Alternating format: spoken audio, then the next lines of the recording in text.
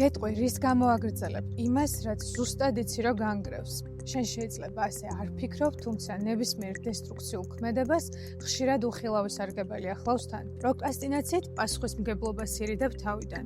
გადაჭარბებული ეჭვიანობით კონტროლის ილუზიას იქმნი. დამოკიდებულებებით ტკივილს იყუჩებ და ასე შემდეგ.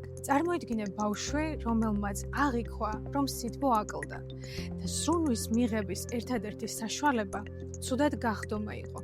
მან შესაძლებელია მომავალში ცუდად ყოფნა სითბოს მიღების საშუალება დაირჩიოს. ეს არის კლასიკური მაგალითი იმის, თუ როგორ შეიძლება თავი ცუდად გავიხადოთ ფსიქოსომატური დაავადებებით.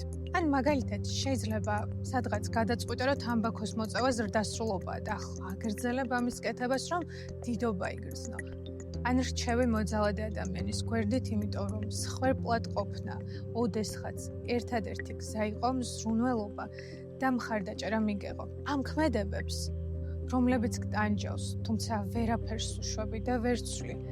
გარკვეული სარგებელი მოაქვთ ფსიქიკისთვის, ამიტომ დაფიქრდი, რაში გჭირდება ისინი, რას გაძლევს ის.